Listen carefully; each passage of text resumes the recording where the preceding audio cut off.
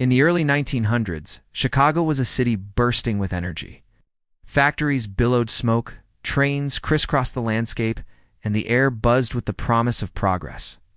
It was a beacon of the modern age, a symbol of American ambition. But hidden in the shadows of this booming metropolis, far from the dazzling lights and grand avenues, was a world of struggle and despair. For one woman, Margaret Collins, the city's promise was a cruel illusion. Her life was a quiet battle fought in a small, neglected corner of Chicago, a battle she was slowly losing. Margaret was a widow, left utterly alone after her husband's tragic death in a steel factory accident back in 1904. He was one of the countless men who built the city with their sweat and sometimes their lives. His passing left Margaret with nothing, no family to lean on, no income to survive, and no social safety net to catch her. In a city of millions, she was an island of grief and hardship. To survive, she took on any work she could find, cleaning the homes of the wealthy, scrubbing floors until her knees ached, doing laundry until her hands were raw and chapped. For years, this was her reality. Day in and day out, she worked just to afford the rent on her small, cold room and to put a little food on the table. But time is a relentless force. As Margaret grew older, her body began to betray her. Her hands, once strong enough to scrub and wring, grew weak and trembled. Her eyesight, which she needed for mending and cleaning, began to dim. Eventually, the jobs dried up. No one wanted to hire an old woman who couldn't keep up. She was cast aside, deemed useless by the very society her husband had helped to build. The Chicago winters were notoriously brutal, and for Margaret, they were a terrifying ordeal. She would lie in her room, shivering under a few thin, threadbare blankets, listening to the wind howl outside. The cold seemed to seep into her very bones, a constant gnawing presence. Worse than the cold was the hunger. There were days when she had nothing to eat at all, surviving on just water. Each passing hour drained more of her strength, leaving her body and her spirit weaker and more fragile. The vibrant, bustling city outside her window felt like another planet.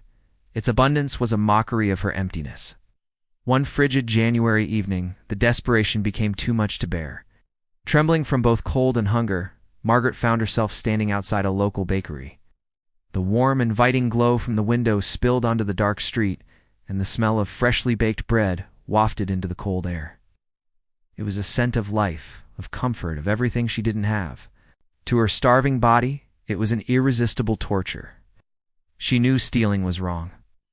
It was a principle she had lived by her entire life. At that moment, her moral compass was overwhelmed by a primal, biological need.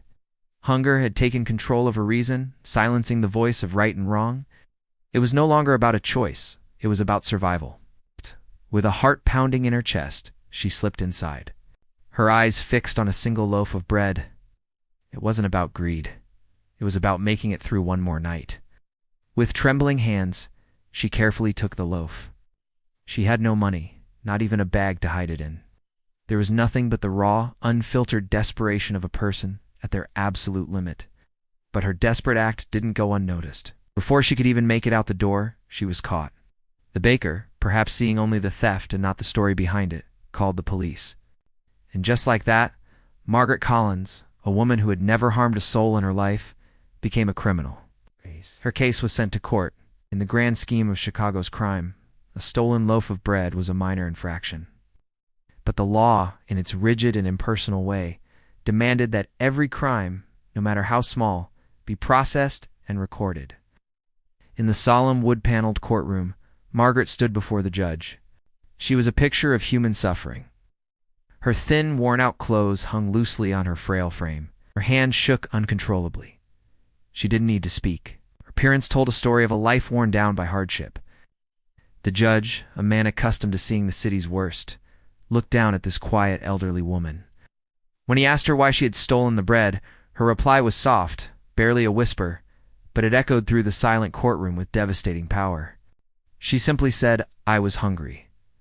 Those 3 words hung in the air, stark and simple truth that cut through all the legal formalities. The courtroom, usually filled with the sounds of arguments and gavels, fell completely silent. The judge, moved by her quiet dignity and obvious destitution, listened patiently as the details of her life unfolded. He heard about her husband's death, her struggle to find work, her loneliness, and the gnawing hunger that had finally pushed her over the edge. He saw not a criminal, but a victim of circumstance. Recognizing the profound tragedy behind her small crime, the judge made a compassionate decision. He released her with a warning, sparing her from punishment. But the real story, the real change, began after the gavel fell. A reporter in the courtroom had been listening intently. Margaret's story was published in the local newspapers, and it struck a chord with the people of Chicago. Her quiet desperation, which had been invisible for so long, was suddenly brought into the light.